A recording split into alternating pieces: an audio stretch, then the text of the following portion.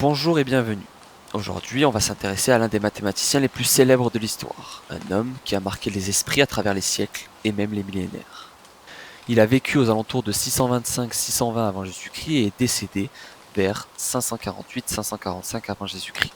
Nous n'avons pas de date précise tant qu'à sa naissance et à sa mort. Son nom, Thalès de Milet. Thalès est connu non seulement pour ses travaux en mathématiques, mais aussi pour des anecdotes incroyables qui ont traversé le temps. Dans cette vidéo, je vais vous raconter deux histoires fascinantes qui montrent comment, avec les moyens de son époque, Thalès a réussi à accomplir ce que beaucoup considéraient comme des miracles. On le considère comme le père fondateur de la géométrie, l'une des 4 grandes branches des mathématiques. La première anecdote est l'histoire incroyable de l'une des découvertes les plus emblématiques des mathématiques, le théorème de Thalès. Mais cette histoire n'est pas simplement une démonstration ennuyeuse de géométrie. Elle débute en Égypte antique, lors d'un voyage qui allait marquer à jamais l'histoire de la pensée humaine. Selon la légende, Thalès de Milet, grand penseur et voyageur, se trouvait en Égypte, fasciné par la culture et les prouesses architecturales de cette civilisation millénaire. Un jour, alors qu'il naviguait sur le Nil accompagné d'un guide local, il se laissa emporter par les récits et les mythes qui entouraient ces terres mystiques. Le bateau passa devant les pyramides, ces gigantesques structures qui défient toujours notre imagination. Le guide, les yeux brillants de fierté, se tourna vers Thalès et dit : « Ces pyramides sont des créations divines. Aucune force humaine ne pourrait jamais les mesurer. » Cette déclaration résonna dans l'esprit de Thalès comme un défi à résoudre. Il se tourna vers le guide et lui demanda calmement : « Est-ce la seule raison pour laquelle vous les considérez comme divines ? Parce que personne ne peut mesurer leur hauteur ? » Pris de court, le guide répondit avec assurance : « Oui, aucun homme ne pourrait jamais déterminer la taille de ces pyramides. » Thalès invita alors le guide à le rejoindre le lendemain au pied des pyramides, au zénith, lorsque le soleil serait à son plus haut. Intrigué, mais certain que l'étranger échouerait, le guide accepta avec un sourire moqueur. Le lendemain, à l'aube, Thalès se réveilla tôt, prit le temps de réfléchir à son défi, et il regarda le soleil, se rendit compte qu'il allait être en retard, et il se dépêcha alors de réunir toutes ses affaires, et fonça. Le guide, pendant ce temps, pensa que l'homme, si confiant la veille, s'était pendant la nuit rendu compte que son objectif était inatteignable. Mais lorsqu'il allait partir, il vit Thalès, qui était là, devant lui, prêt à se rendre devant son objectif. Après plusieurs heures de marche, ils arrivèrent enfin devant ces pyramides. Thalès ne put s'empêcher d'être impressionné devant ces immenses structures.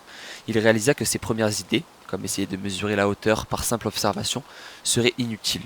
La pyramide était simplement trop grande pour cela. Thalès, cependant, n'était pas du genre à abandonner. Il arriva alors au raisonnement de pensée qui lui permet de résoudre la quasi-totalité des questionnements qu'il avait eus au cours de son existence. Il s'asseya dans le sable et observa, réfléchit sans bouger, sans parler. La philosophie de Thalès était très simple, l'observation et la démonstration. Ces observations pourraient permettre de trouver des indices, des méthodes de travail qui pourraient arriver à une démonstration abstraite, mathématique et concrète. Et après plusieurs heures perdues dans ses pensées, il se rendit compte qu'il avait la tête lourde, que des vertiges commençaient à apparaître. Le soleil était fort, très fort. Et il se retournit et ne vit plus le guide. Il regarda à droite, puis à gauche, et il s'aperçut que le guide était dans l'ombre de la pyramide. Avec ses dernières forces, il le rejoint, et le guide lui tenda de l'eau, qu'il s'empressa de boire à grande gorgée. Et soudain, l'éclair de génie. Il remarqua un lien entre sa propre ombre et celle de la pyramide. Toute la méthode peut s'exprimer en une seule phrase. Lorsque mon ombre sera égale à ma taille, l'ombre de la pyramide sera égale à la sienne. Une ombre ne pose plus de problème à mesurer. Et en effet, en mesurant l'ombre de la pyramide, au moment précis où l'ombre de Thalès correspondait à sa propre taille, il put calculer avec précision la hauteur de la structure colossale. Ce n'était pas le mathématicien qui est reparti désemparé, mais bel et bien celui qui a lancé le défi et qui a assisté au lever du voile de la divinité. Mais, comme tout bon mathématicien, Thalès n'était pas entièrement satisfait. Cette méthode, bien que ingénieuse, dépendait encore des mesures physiques. Et pour Thalès, la vérité mathématique devait transcender les approximations humaines. Il se mit alors à réfléchir à une manière de théoriser sa découverte de façon plus universelle. Il rentra chez lui et résuma ce qu'il a appris. En premier, c'est l'observation des ombres. À une certaine heure de la journée, les objets projettent des ombres qui sont proportionnelles à leur taille. Thalès a compris que, si on pouvait mesurer l'ombre d'un objet et la comparer à celle d'un autre objet, on pourrait établir une relation proportionnelle entre leurs hauteurs respectives. La deuxième idée clé, ce sont les proportions. Thalès a remarqué que lorsqu'il se tenait debout et que son ombre était proportionnelle à sa propre taille, l'ombre de la pyramide devait être elle aussi proportionnelle à sa hauteur. Il a donc réalisé que la hauteur de l'ombre d'un objet dépend de sa hauteur et que ces proportions pouvaient être utilisées pour calculer une dimension inconnue, comme la hauteur de la pyramide dans son problème. En d'autres termes, il a réalisé que les deux triangles étaient semblables, c'est-à-dire que l'on peut obtenir l'un des deux triangles en multipliant toutes les valeurs de l'autre par la même valeur. Cette valeur s'appelle le coefficient de proportionnalité. Tout le problème réside maintenant à trouver ce fameux coefficient de proportionnalité. Mais comme l'a dit Thalès, toutes les longueurs vont être multipliées par la même valeur. Donc si nous arrivons à trouver par quelle valeur une des longueurs du premier triangle se transformera en l'autre valeur du deuxième triangle, nous aurons trouvé ce fameux coefficient. En d'autres termes, par quoi je dois multiplier la longueur verte pour obtenir la longueur rouge. Donc pour obtenir P, c'est-à-dire la hauteur de la pyramide, il n'a plus qu'à multiplier H par ce fameux coefficient de proportionnalité. Nous obtenons donc cette formule mathématique. Il est important de souligner que pour que ce théorème soit vrai, il faut qu'il y ait deux lignes parallèles. Donc nous arrivons à la dernière étape qui est donc l'abstraction, la plus importante. Thalès, pour cette étape, prit un papyrus et commença à dessiner. Il dessine la pyramide, le problème en question, avec la hauteur de la pyramide qu'il va appeler P, l'ombre de la pyramide qu'il va appeler OP. Il va aussi dessiner l'homme. Donc dans ce problème, c'est lui-même, mais ici il va généraliser en appelant ça l'homme, qu'il va appeler H, et l'ombre de l'homme, OH. À partir de là, il a résumé le problème en schéma. Nous avons trois longueurs connues. Il connaît sa propre taille, donc il connaît la longueur de H.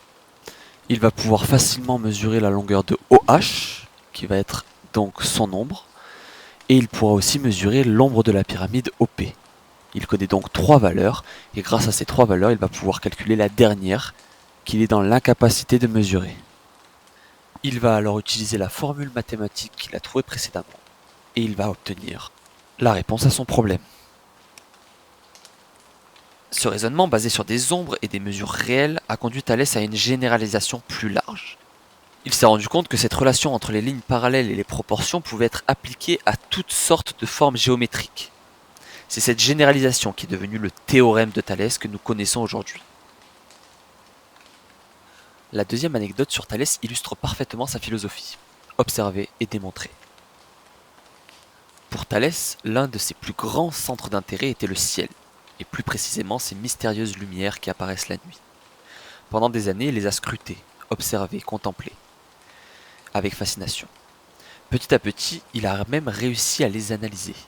Thalès consacra des décennies à observer le ciel, jour et nuit. Il tenta de comprendre et de prédire les comportements des astres. À force d'essais et de corrections, il perfectionna ses méthodes. Observer, émettre des hypothèses, vérifier et ajuster. Un travail colossal, long et difficile, mais digne d'un véritable génie. Ses prédictions devenaient de plus en plus précises, ses observations le confortaient dans ses théories, jusqu'à que tout semble parfait. Mais dans le ciel, il y avait deux astres qui sortaient du lot, la lune et le soleil, des lumières bien plus grosses et plus importantes que les autres. Grâce à ces observations, il s'est rendu compte de plusieurs facteurs. Le premier est que le ciel change. Ce n'est pas toujours le même ciel qui est devant nous. L'autre, c'est que des fois, à certaines périodes d'année, le ciel est totalement différent. Il a réussi à se rendre compte qu'il y avait un certain ciel en été et un autre en hiver. Pour lui, c'était une incompréhensible réalité, parce que à cette époque, on le rappelle, il gardait toujours cette idée de terre plate. Il décida de suivre la trajectoire de la Lune, essayer de prédire ses mouvements, comment elle se déplace dans l'espace. Et, à force de centaines de milliers d'heures d'observation, il réussit à trouver une trajectoire. Chaque jour, il suivit cette lune et se rendit compte que sa trajectoire était bonne, parfaite au cours des années. Que ses prédictions étaient justes. Que lorsqu'il pensait que la lune allait être à un certain endroit, il observa le lendemain et il se rendit compte qu'elle était exactement là où il avait prédit. Il est important de rappeler que c'est un travail extrêmement difficile, que ce n'est pas à la portée de tout individu. À partir de simples observations, il arrive à en prédire quelque chose de concret, palpable et juste. Ce travail effectué pour la Lune a été aussi effectué pour le Soleil. C'est dans ce travail qu'il remarqua quelque chose de problématique. Les deux trajectoires se rencontreront en un point. Que se passera-t-il lorsque ces deux trajectoires rentreront en collision, lorsque ces deux astres rentreront en collision? Il refit les observations, espérant de tout cœur s'être trompé, mais il se rendit compte que ses travaux étaient bons. Il prena toutes ses affaires, il rassembla le plus de personnes possible et leur transmet l'information. Il leur transmet sa théorie. Ce jour, à 7 heures, quelque chose d'extraordinaire va se produire. Ce jour, à 7 heures, tournez-vous vers le ciel. Vous allez assister à l'événement d'une vie. Tous entendèrent les paroles de Thalès et tous retournèrent à leur occupation. Thalès attenda ce jour avec impatience. Puis le temps passa et ce fameux jour arriva. Il se posta à son endroit favori, là où, pendant des décennies et des décennies, il a regardé le ciel. Il a essayé de comprendre les trajectoires, comprendre ce qu'elles étaient, et réfléchir. Mais juste avant l'événement, il prit peur. Et si c'était la fin du monde, que se passerait-il? Il décida au dernier moment de tourner le dos au soleil. Mais par chance, à côté de lui, il y avait ce caillou lisse et blanc, qui s'est lissé avec l'usure que Thalès se pose dessus. En se tournant, Thalès observit ce caillou, et, à l'image d'un miroir, il vit toute la scène. Un énorme corps noir qui engloutit la lumière, qui engloutit le soleil.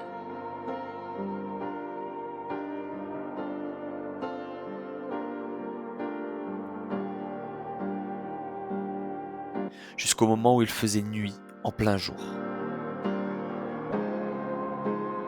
Il vit toute la scène sans en perdre une seconde. Puis ce corps, qui avait mangé le soleil, repartit.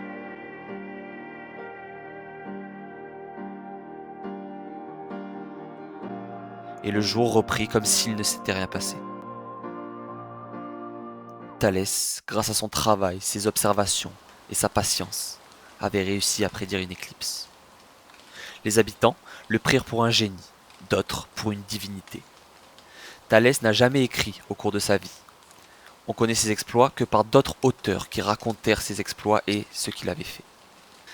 Nous pouvons aussi parler de ses découvertes mathématiques, ses découvertes en géométrie. Il a découvert la propriété que dans tout triangle, n'importe lequel, la somme des angles est égale à 180 degrés. Il a aussi parlé de l'égalité des angles opposés par le sommet. Il l'a aussi démontré. Que les angles à la base d'un triangle isocèle sont égaux. Que le cercle est divisé en deux par son diamètre. Que les triangles ayant deux angles égaux sont semblables. Toutes ces choses ont été découvertes par Thalès de Milet, découvertes et démontrées. Nous reparlerons de Thalès de Milet lorsque nous parlerons des éléments d'Euclide. Ces 13 immenses œuvres écrites par Euclide lui-même qui posent les bases de la géométrie euclidienne. Et bien plus, mais nous le verrons. Ceci finit l'épisode sur Thalès, ce précurseur de la géométrie, ce grand penseur, philosophe, mathématicien grec qui pose l'une des 4 grandes branches des mathématiques.